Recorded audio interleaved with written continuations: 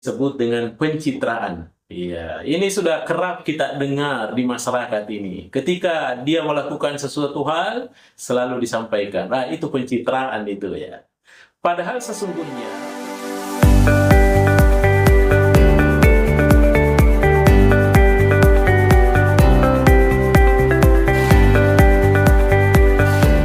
baik para pemirsa sekalian, Assalamualaikum warahmatullahi wabarakatuh. Tidak terasa para pemirsa sekalian, kita jumpa lagi dalam salah satu channel YouTube kita, Mister Koronis, komunikasi romantis dan humanis. Baik para pemirsa sekalian, selalu saya ketengahkan bahwa channel YouTube kita ini tentunya selalu membahas fenomena-fenomena komunikasi. Ya, baik sifatnya individual, sifatnya kelompok atau organisasi, ya, atau sifatnya yang dilibatkan khalayak. Dan bahkan ya, kadang-kala fenomena-fenomena komunikasi ini kadang-kala digabungkan antara sifatnya individualis dan sifatnya sosialistik.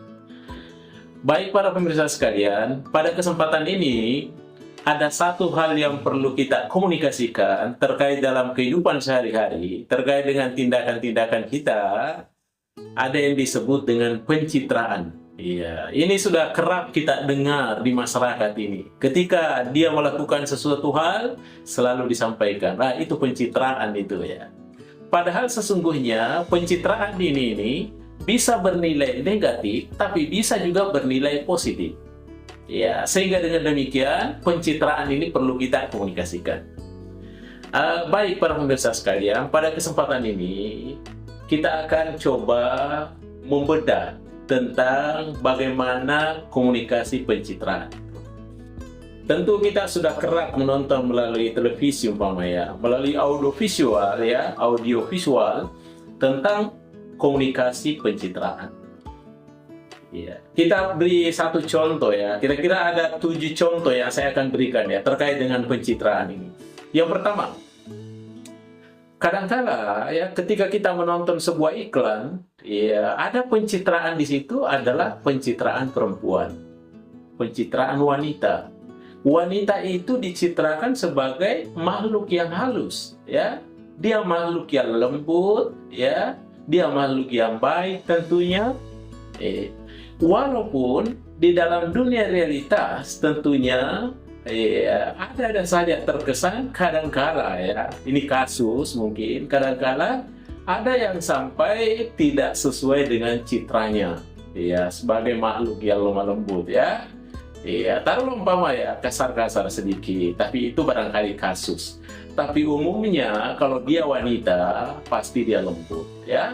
Terutama hatinya itu lembut ya. Itu yang pertama. Pencitraan perempuan adalah sesuatu makhluk yang lembut, tapi bukan dia lemah. Ya, perempuan atau wanita itu kuat, ya.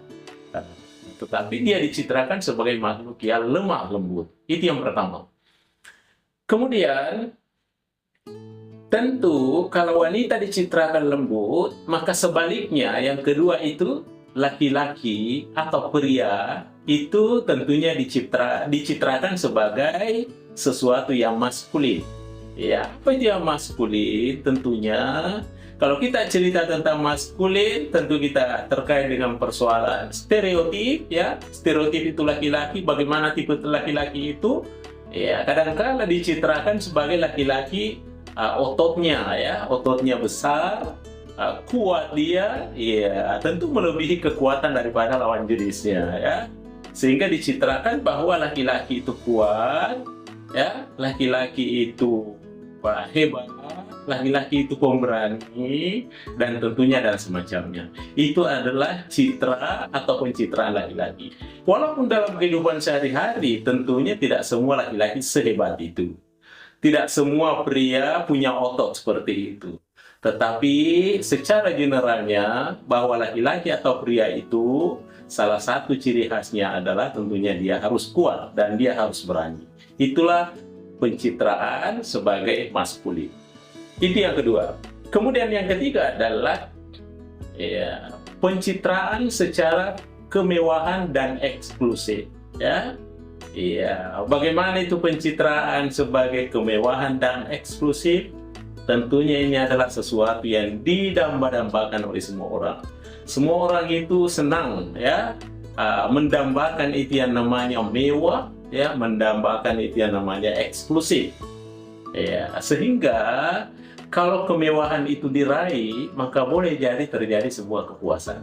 Ya, karena ada kepuasan yang dialami pada saat dia dambakan sesuatu itu dan kemudian terrealisasi. Tapi ingat ya, kita hidup ini bukan hanya tentunya syarat dengan nilai-nilai kepuasan atau kepuasan, tapi kita juga perlu ketenangan. Bagaimana hidup ini kita merasa puas tetapi juga tenang tentunya ya.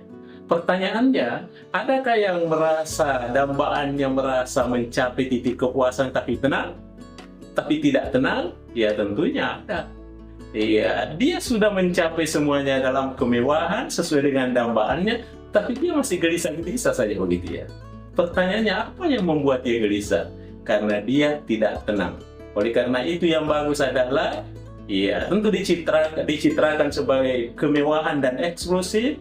Dia di samping mencapai kepuasan, tapi dia juga mencapai ketenangan. Itu yang ketiga. Kemudian yang keempat, ya terkait dengan pencitraan kelas sosial.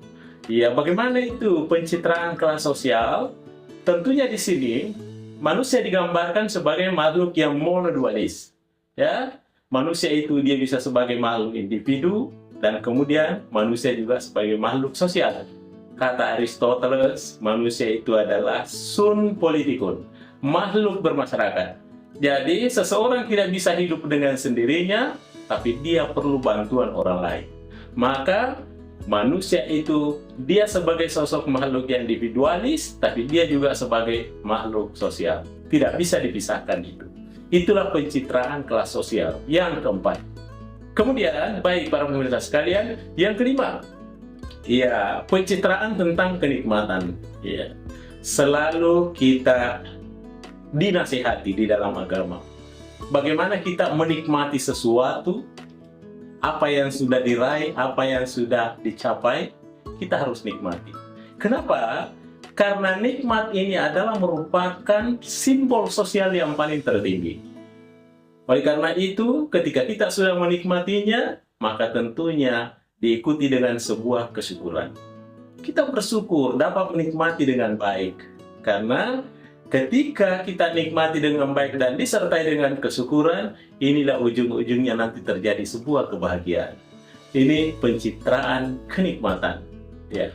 Kemudian yang keenam, ya tentu ada pencitraan manfaat.